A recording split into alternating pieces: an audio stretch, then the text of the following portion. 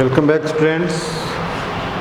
BSc first और BSc BEd fourth year का BSc BEd है फर्स्ट, ठीक है।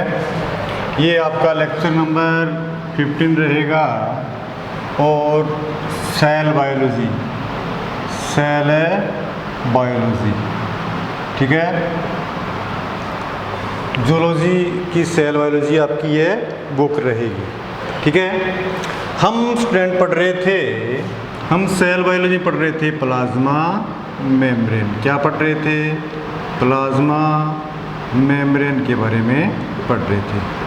अब प्लाज्मा मेम्ब्रेन के बारे में, इसकी स्ट्रक्चर, केमिकल कंपोजिशंस आदि के बारे में या इसके विभिन्न प्रकार के मॉडल थे उनके बारे में अध्ययन कर लिया था। अब हम बात करते हैं कि जो प्लाज्मा मेम्ब्रेन है, प्लाज्मा मेम्ब्रेन यदि सेल्स के बाहर पाई जाती है तो कोई न कोई इसके कार्य होंगे या नहीं होंगे।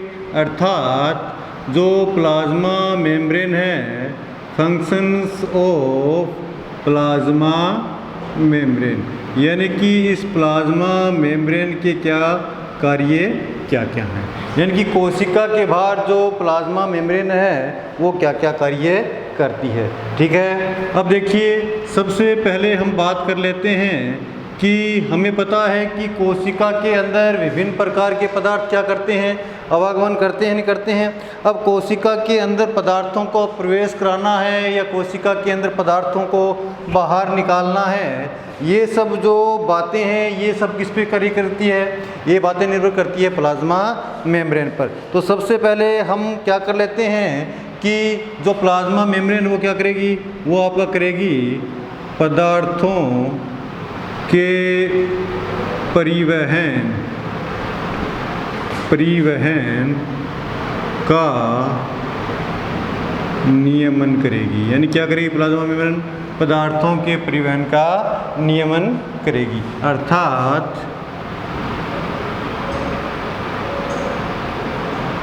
रेगुलेशंस ऑफ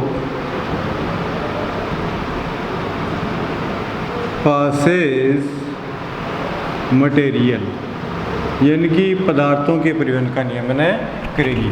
अब देखिए, पदार्थों के परिवहन का नियमन किस प्रकार से करती है। हमें पता है कि प्लाज्मा मेम्ब्रेन जो होती है या तो सभी पदार्थों को जाने देती है या कुछ पदार्थों को जाने देती है, या अपने कभी किसी पदार्थ के लिए पारगम्य हो जाती है और थोड़े समय के लिए उसी पदार्थ के लिए क्या हो सकती है, ये अपारगम्य हो सकती है। यदि ओवरऑल बात करते हैं, जो प्लाज्मा मेम्ब्रेन जो होती है ये पदार्थों के लिए क्या होती है, एक सेलेक्टिव प्रीमेबिलिटी होती है, यानी कि चयनात्मक पारगम्य होती है और पदार्थों को कोशिका की आवश्यकता के अनुसार कोशिका के अंदर भेजती रहती है, ठीक है। तो एक तो इसका कार्य है पदार्थों के परिवहन में नियमन करना। अब जो इसका सेकंड जो कार्य है वो कार्य आपका है, देखो, आयनों के वितरण का नियमन करना। यानी कि जो बहुत से आयन होते हैं, यानी कि आयनों के वितरण का नियमन करना। आयनों के वितरण का नियमन करना, यानी कि दूसरे कार्य के रूप में यदि हम प्लाज्मा मेम्ब्रेन को देखते हैं तो ये कोशिका में विभिन्न प्रकार के आयनों के वितरण का क्या करती है, नियमन करती है। यानी कि आयनों के इंग्लिश में देखते हैं जैसे regulations of distribution of ion, यानी कि आयनों के वितरण का नियमन। हमें पता है कि ये प्लाज्मा मेम्ब्रेन है। प्लाज्मा मेम्ब्रेन में क्या पाई जाती है कि विभव प्रवणता पाई जाती है। क्या पाई जाती है? विभव प्रवणता पाई जाती है। अर्थात एक तरफ तो ये नेगेटिव चार्जेड रहती है, एक तरफ क्या रहती है, पॉजिटिव चार्जेड रहती है। यानी कि अलग अलग पॉजिटिव चार्जेड है तो इसका अर्थ क्या है, इसमें आयन प्रवणता या विविध प्रवणता बनी रहती है। अब देखिए सामान्यतः प्लाज्मा मेम्ब्रेन के बाहर सोडियम व क्लोराइड की अधिकता होती है, जबकि आंतरिक भाग पर क्या होती है, पोटेशियम की अधिकता होती है। यानी कि इस प्रकार से ये आयनों का वितरण रहती है कि बाहर सोडियम और क्लोराइड की अधिकता रहे और अंदर की ओर क्या रहे, पोटेशियम की अधिकता रहे। तो इस प्रकार से इस विभव प्रवणता के कारण जो सेल होती है उसमें क्या चलती है, उसके कारण सेल में जो मेटाबॉलिज्म रिएक्शन होती है वो आसानी से चलती रहती है। मेटाबॉलिज्म रिएक्शन आसानी से चलती रहती है और सेल क्या करती है, अनेक प्रकार की एक्टिविटीज़ें करती है। अब देखिए कि ये जो आयन विभव प्रवणता है ये हमेशा ही स्थिर नहीं रहती है। ये आयन विभव प्रवणता क्या होती रहती है, चेंज भी होती रहती है, यानी बदलती भी रहती है। यानी कि इस प्रकार की हमें विभव प्रवणता की आवश्यकता क्यों है कि सेल की जो मेटाबॉलिक रिएक्शन है वो विविध प्रवणता के अकॉर्डिंग ही चलती है।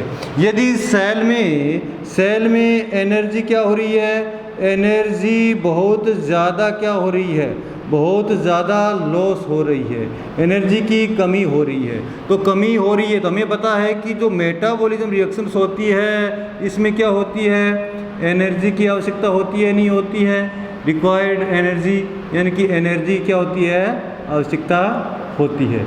अब देखो सेल को क्या करना है, ये रिक्वायर्ड एनर्जी को कम करना है। तो रिक्वायर्ड एनर्जी को कम करना है तो ये क्या कर देगी, सेल्स आवश्यकता के अनुसार इसका रेगुलेशन करेगी और ये विविध प्रवणता को क्या कर देगी, समाप्त कर देगी। समाप्त करने के कारण जो सेल की मेटाबॉलिज्म रिएक्शन होती है उनमें क्या आ जाती है, कमी आ जाती है और इस प्रकार से ये अपनी एनर्जी को क्या कर लेती है, एनर्जी का कंजर्वेशन कर लेती है, एनर्जी को बचा लेती है। तो इस प्रकार से आयनों के वितरण का नियमन के द्वारा सेल क्या करती है, अपनी एनर्जी बताती है और अन्य कार्यों को संपन्न करती है। अब हम आगे इसके जो कार्य करते हैं वो देखते हैं कि क्या क्या कार्य कर सकती है। देखिए हमें पता है कि कोशिका के बाहर प्लाज्मा मेम्ब्रेन सबसे बाहरी आवरण बनाती है। कोशिका के बाहर प्लाज्मा मेम्ब्रेन सबसे बाहरी आवरण बनाती है, इसलिए सबसे बाहर वातावरण से संपर्क में क्या रहती है, प्लाज्मा मेम्ब्रेन रहती है। तो प्लाज्मा मेम्ब्रेन जो होगी वातावरण के प्रति क्या करेगी, वातावरण के प्रति अनुक्रिया करेगी। ठीक है, रिस्पॉन्स टू इन्वायरमेंट,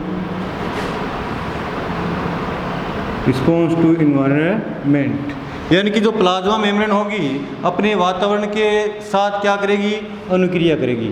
हमें पता है कि किसी सेल्स के बाहर प्लाज्मा मेम्ब्रेन है, प्लाज्मा मेम्ब्रेन के ऊपर क्या पाए जाते हैं, बहुत से रिसेप्टर प्रोटीन पाए जाते हैं। क्या पाए जाते हैं, बहुत से रिसेप्टर प्रोटीन पाए जाते हैं। इसके अलावा इसमें जो नर्व सेल है, नर्व सेल्स भी क्या होती है, पाई जाती है।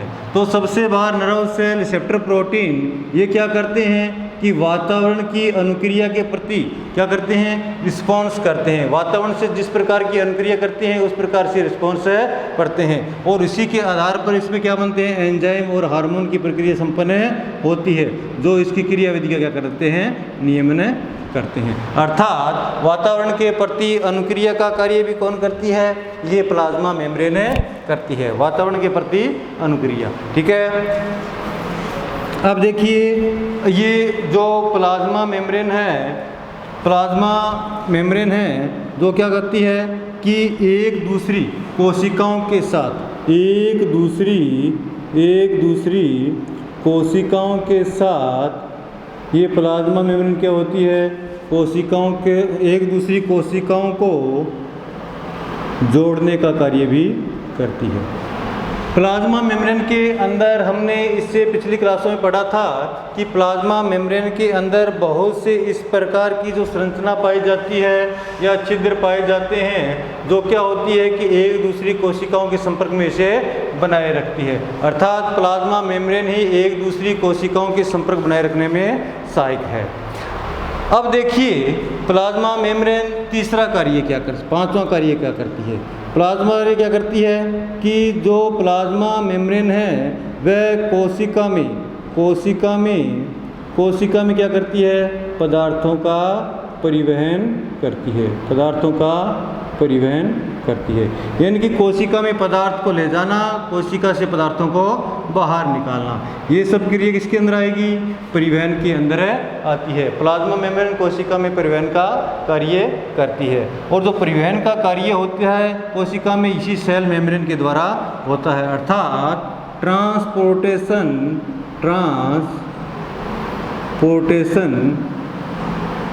Of cell membrane.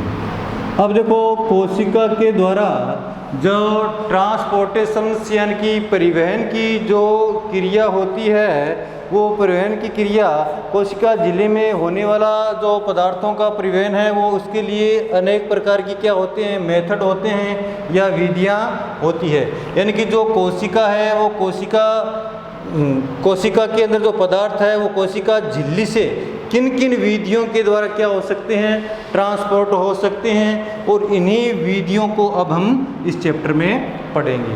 तो सबसे पहले हम हेडिंग डाल लेते हैं ट्रांसपोर्टेशन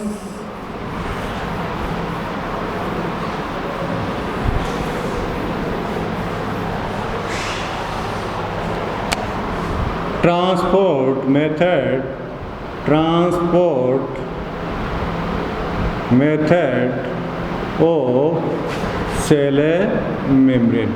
यानी कि सेल मेम्ब्रेन यानी कि किन किन विधियों से पदार्थों का क्या कर सकती है, परिवहन कर सकती है। ट्रांसपोर्टेशन में सबसे पहले हम पढ़ते हैं कि एक ओस्मोसिस, क्या पढ़ते हैं, ओस्मोसिस को हम क्या बोलते हैं, प्रासरण। ओस्मोसिस को हम क्या बोलते हैं, प्रासरण। अब देखिए स्टूडेंट्स की प्रासरण की क्रिया क्या है, प्रासरण वैसे तो एक प्रकार का क्या है, विशिष्ट प्रकार का विसरणी है। विशिष्ट प्रकार का क्या है प्रासरण, एक प्रकार का विसरणी होता है। अब प्रासरण में क्या होता है, प्रासरण के अंदर जो पदार्थों का परिवहन होता है वो अर्धपारगम्य मेम्ब्रेन के द्वारा होता है, या सेमी परमिएबल मेम्ब्रेन के द्वारा होता है। यानी कि जो पदार्थों का परिवहन होता है वो अर्धपारगम्य झिल्ली के द्वारा होता है। यानी कि प्रासरण की यदि परिभाषा देखते हैं तो हम क्या देखते हैं कि प्रासरण देखो, हम एक प्रयोग करते हैं कि हमारे पास ये कोई झिल्ली है, ठीक है। अब हमें प्रासरण में क्या होगा, प्रासरण के अंदर क्या होता है कि विलायक के अणु, विलायक क्या होता है, सामान्यतः जल होता है, अर्थात जल के अणु, जहाँ जल की सांद्रता, जहाँ जल की जो अणुओं की मात्रा अधिक होगी किसी विलयन में, तो उसमें क्या होगा कि जल का या विलायक का अपनी अधिक सांद्रता से कहाँ जाना, कम सांद्रता की ओर गमन करना। किसकी सहायता से, अर्धपारगम्य झिल्ली की सहायता से,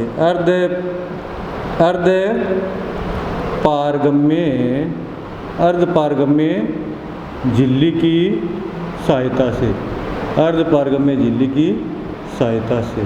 यानी कि जल के अणुओं का या विलायक के अणुओं का अपनी अधिक सांद्रता से कम सांद्रता की ओर अर्धपारगम्य झिल्ली की सहायता से गमन करना ही क्या कहलाता है, प्रासरण कहलाता है।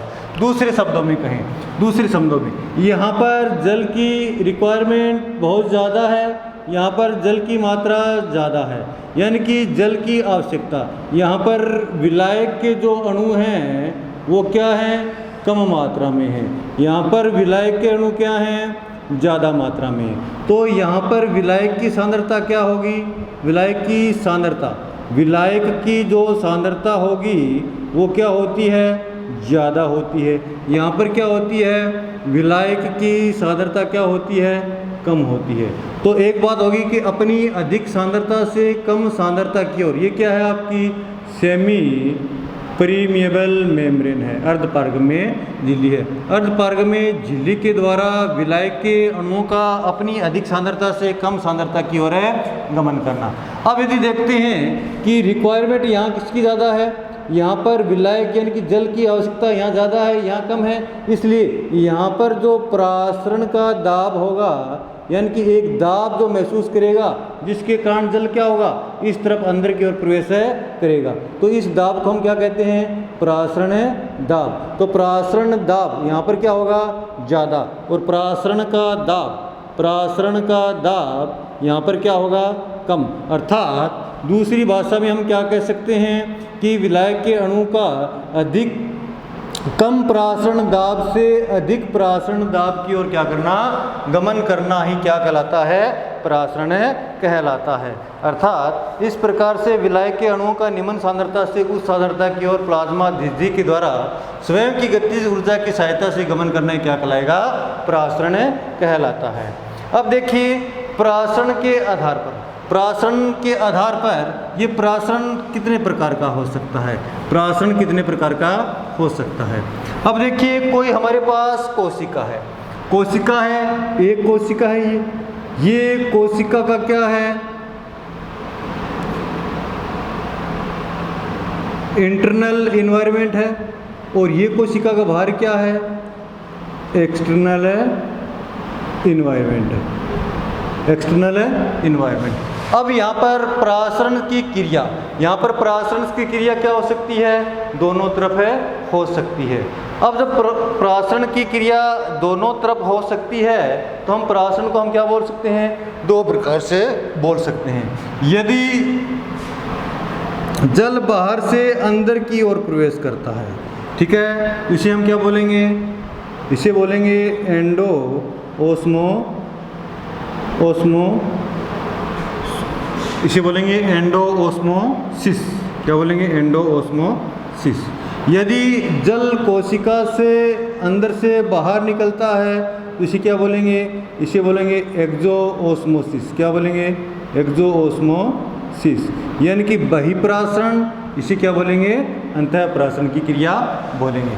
अब ये कोशिका में जो पदार्थ प्लाज्मा झिल्ली यहाँ पर क्या कर रही है, अर्धपारगम्य झिल्ली की तरह कार्य कर रही है, अर्थात पदार्थों का इस अर्धपारगम्य झिल्ली से अंदर और बाहर जाना, विलायक के अणुओं का अंदर और बाहर जाना ही परासरण कहलाता है। परासरण एंडोस्मोसिस यानी कि अंतःपरासरण और बहिपरासरण होता है। ये अंतःपरासरण और बहिपरासरण की जो क्रिया होती है ये इसके विलयन के ऊपर निर्भर करती है, यानी कि परासरण के माध्यम के आधार पर जो आपका विलयन होता है, वो सॉल्यूशन होता है, वो सामान्यतः कितने प्रकार का होता है, 3 प्रकार का होता है। 3 प्रकार का होता है। 3 प्रकार के कौन कौन से, देखो, एक तो आपका विलयन होगा, एक जो विलयन होगा जो समपरासारी विलयन बोलते हैं। क्या बोलते हैं, समपरासारी विलयन। एक विलयन कौन सा होगा, समपरासारी विलयन, या इसे क्या कहेंगे, आइसोटोनिक सॉल्यूशन। समपरासरी विलयन या आइसोटोनिक विलयन कहते हैं। अब समपरासरी विलयन क्या है कि देखो, विलायक के अणुओं की सांद्रता, ये कोई कोशिका है, इस कोशिका में विलायक के अणुओं की सांद्रता और इस कोशिका के बाहर विलायक के अणुओं की सांद्रता यदि समान है तो विलयन क्या होगा, समान रूप से अंदर, जितना अंदर जाएगा उतनी मात्रा में क्या आएगा, बाहर आएगा। यानी कि परासरण की जो क्रिया होगी, ऐसा नहीं है कि रुक जाएगी, परासरण की क्रिया रुकेगी नहीं, परासरण की क्रिया तो जारी रहेगी, लेकिन जितनी मात्रा में अंदर जाएगा उतनी मात्रा में क्या हो जाएगा, बाहर आ जाएगा। तो इस क्रिया को हम क्या बोलते हैं, इस प्रकार के विलयन को हम क्या बोलते हैं, आइसोटोनिक सॉल्यूशन या समपरासरी विलयन कहा जाता है। अब एक विलयन आपका और होता है, वह होता है आपका हाइपरटोनिक मेथड। हाइपोटोनिक क्या होता है, देखो, सेकंड अलग परासरी, सेकंड क्या होता है आपका,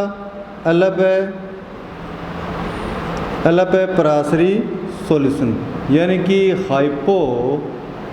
हाइपोटोनिक सॉल्यूशन, हाइपोटोनिक सॉल्यूशन, अल्पप्रासरी सॉल्यूशन।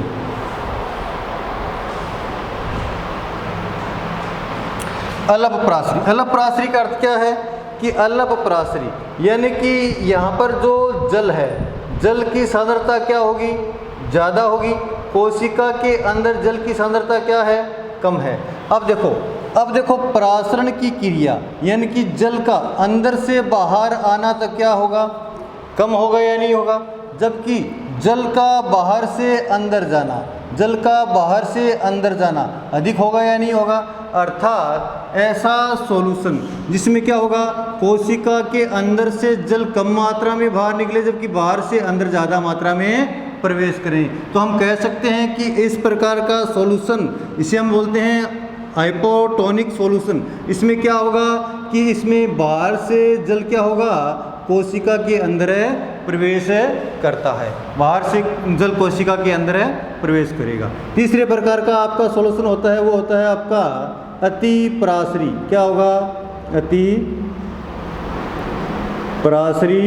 सॉल्यूशन, या इसे हम बोलते हैं हाइपरटोनिक। क्या बोलते हैं, हाइपरटोनिक। यानी कि कोशिका कोई ऐसे माध्यम में पड़ी है जहाँ पर बाहर जल की अणुओं की सांद्रता क्या है, कम है, जबकि अंदर जल के अणुओं की सांद्रता क्या है, ज़्यादा है। तो ज़्यादा है तो क्या होगा कि बाहर से अंदर जल के अणु क्या जा पाएंगे, कम मात्रा में जा पाएंगे, जबकि अंदर से बाहर जल क्या होंगे, ज़्यादा मात्रा में आएंगे। तो जब ज़्यादा मात्रा में जल अंदर से बाहर आएगा तो हम इसे क्या कहेंगे, एक्सो ऑस्मोसिस कहेंगे या नहीं कहेंगे, बहिप्रासरण की क्रिया कहेंगे।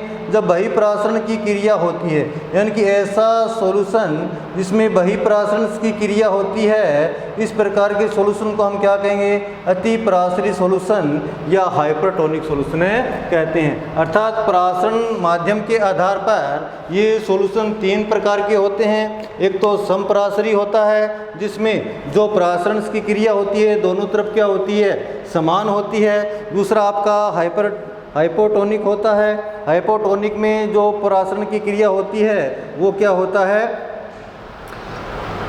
हाइपोटोनिक में प्रासरण की जो क्रिया होती है वो क्या होता है कि जल बाहर से अंदर की ओर प्रवेश करता है, यानी कि जल की सांद्रता बाहर ज़्यादा अंदर कम, अर्थात जल अंदर से बाहर कम मात्रा में आएगा और बाहर से अंदर ज़्यादा मात्रा में आएगा। तो हम कह सकते हैं कि अंतःप्रासन की क्रिया होती है। जब हाइपोटोनिक सॉल्यूशन होता है तो क्या होगा कि जल यहाँ से तो अंदर बहुत कम मात्रा में प्रवेश करेगा जबकि अंदर से बाहर ज़्यादा मात्रा में आएगा। तो ज़्यादा मात्रा में आएगा तो हम क्या कहेंगे कि जल कोशिका से बाहर निकल रहा है, अर्थात विलायक के अणुओं का अंदर से बाहर आना। ऐसा सॉल्यूशन जिसमें जो विलायक के अणु अंदर कोशिका के अंदर से क्या आते हैं, बाहर की तरफ आते हैं, तो इस प्रकार के सॉल्यूशन हम क्या बोलते हैं, हाइपरटोनिक सॉल्यूशन कहा जाता है। हाइपरटोनिक सॉल्यूशन के लिए हम एक किशमिश का प्रयोग करते हैं। किशमिश को अगर नमक के घोल में रखते हैं, नमक के या शर्करा के घोल में रखते हैं तो किशमिश क्या हो जाएगी, किशमिश यदि फूली हुई है तो क्या हो जाएगी, सिकुड़ जाती है। यदि इसी किशमिश को हम जल में रखते हैं तो किशमिश क्या हो जाती है, फूल जाती है। अर्थात इसमें जो हो रही है वो ये जो यहाँ पर जो जल है वो क्या है, अल्पप्रासरी माध्यम है और शर्करा का घोल क्या है, अतिप्रासरी माध्यम है। अर्थात इस प्रकार से प्रासरण की क्रिया होती है। अब जो कोशिका झिल्ली में ट्रांसपोर्टेशन की जो क्रिया होती है उसका सेकंड पॉइंट हम देख लेते हैं। सेकंड पॉइंट क्या है कि दूसरी प्रकार की क्रिया किस प्रकार से होती है। दूसरे प्रकार की जो क्रिया होती है वो देखो वह है आपका निष्क्रिय परिवहन। निष्क्रिय परिवहन यानी कि पैसिव ट्रांसपोर्टेशन। पैसिव ट्रांसपोर्ट इसे हम निष्क्रिय परिवहन भी कह सकते हैं। क्या कहते हैं पैसिव ट्रांसपोर्ट को, निष्क्रिय परिवहन। निष्क्रिय परिवहन अर्थात स्टूडेंट आप जानते हो कि कोई भी कार्य निष्क्रिय, निष्क्रिय का अर्थ क्या होता है? कोई भी ऐसा कार्य जिसमें एनर्जी की आवश्यकता नहीं होती है, एनर्जी की आवश्यकता नहीं होती है, उसे हम क्या बोलेंगे?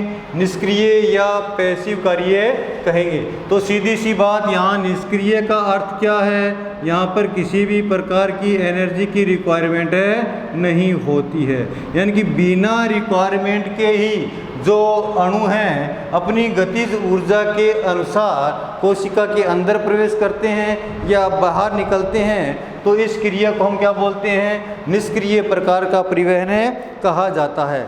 निष्क्रिय प्रकार का परिवहन जो होता है एक प्रकार का विसरण ही होता है। क्या होता है? निष्क्रिय प्रकार का परिवहन एक प्रकार का क्या होता है? डिफ्यूजन, यानी कि विसरण ही होता है। इसमें क्या होता है? किसी भी पदार्थ के अणु, प्राशन में तो हम विलायक अणु की बात कर रहे थे, लेकिन हम इसमें किसी भी पदार्थ के अणु अपनी उच्च सांद्रता से, अपनी उच्च सांद्रता से कहाँ गमन करेंगे भी? अपनी निम्न सांद्रता की ओर गमन करते हैं। अपनी उच्च सांद्रता से निम्न सांद्रता की ओर गमन करते हैं। करते कैसे हैं? अणु अपनी गतिज ऊर्जा के अनुसार, अणु अपनी गतिज ऊर्जा के अनुसार, यानी कि अणुओं के अंदर जो गतिज ऊर्जा होती है उसके कारण अणु क्या करते हैं? भ्रमण गति करते हैं, नहीं करते रहते हैं, मूवमेंट करते हैं, नहीं करते हैं। और यही गतिज ऊर्जा के कारण जो अणु होते हैं वो झिल्ली के आर पार जा सकते हैं अपनी उच्च सांद्रता से निम्न सांद्रता की ओर। यानी कि जो विसरण की जो क्रिया है या जो निष्क्रिय परिवहन की क्रिया है, तो इसमें क्या क्या होते हैं? इसमें देखिए कि ये कोई कोशिका है, ये कोई कोशिका है। हमें पता है कि कोशिका जल के लिए क्या होती है? पारगम्य होती है, नहीं होती है। तो यहाँ पर क्या है? कोई वाटर है, और वाटर में कोई भी सबस्टेंट क्या है? घुला हुआ है, और ये सबस्टेंट कोशिका के लिए आवश्यकता है। तो यहाँ पर इसकी कोशिका के बाहर सांद्रता अधिक है। अब इस अधिक सांद्रता यानी किसी सबस्टेंट की जो वाटर में घुला है, जल में घुलनशील पदार्थ है, ये सामान्य विसरण के द्वारा क्या हो जाएगा? अंदर की ओर प्रवेश कर जाएगा। यानी कि इसकी सांद्रता यहाँ पर अधिक है, अर्थात सबस्टेंट के अणु यहाँ पर क्या है? अधिक है, अर्थात सबस्टेंट के अणुओं की ऊर्जा, गतिज ऊर्जा यहाँ पर ज़्यादा है और यहाँ पर है कम है। तो ये सबस्टेंट के अणु बिना किसी क्रिया के अपने आप बाहर से अंदर की ओर प्रवेश कर जाते हैं। इसी प्रकार से हम बात करते हैं exchange of gas, exchange of gas. हमें पता है कि प्रत्येक जो जीवित सेल होगी उसमें किसकी क्रिया होगी? रेस्पिरेशंस की क्रिया होती है, नहीं होती है? रेस्पिरेशंस की क्रिया में CO2 और O2 दोनों का काम में आती है। O2 काम में आती है और CO2 क्या किया जाता है? निष्कासित किया जाता है। रेस्पिरेशंस की क्रिया कहाँ हो रही है? CO2 के अंदर हो रही है, कोशिका के अंदर हो रही है। जबकि कोशिका में जो ऑक्सीजन जाएगी वो कहाँ जाएगी? कोशिका के बाहर से जाती है, अर्थात CO2 कोशिका के अंदर बनेगी और O2 कोशिका के बाहर। इसलिए O2 का जो दाब होगा, प्रेशर होगा, वो बाहर ज़्यादा होगा, जबकि अंदर क्या होगा? कम होगा। और कोशिका के अंदर निरंतर रूप से रेस्पिरेशंस की क्रिया चलती रहती है, तो अंदर CO2 का प्रेशर ज़्यादा होगा, बाहर कम होगा, जिसके कारण अंदर की CO2 अणु, अंदर की CO2 सामान्य विसरण के द्वारा बिना किसी एनर्जी के द्वारा कोशिका के बाहर निकल जाएगी, और बिना किसी एनर्जी के द्वारा ये जो O2 है, O2 कोशिका के अंदर प्रवेश कर जाएगी, क्योंकि O2 के बाहर अणुओं की गतिज ऊर्जा ज़्यादा है, जबकि कोशिका में अणुओं की गतिज ऊर्जा कम है। अब इसके बाद में आपका रहता है एक फैसिलिटेटेड ट्रांसपोर्टेशन रहता है और एक्टिव ट्रांसपोर्टेशन रहता है। फेगोसाइटोसिस, एंडोसाइटोसिस की क्रिया रहती है। वो सब हम नेक्स्ट क्लास में करेंगे।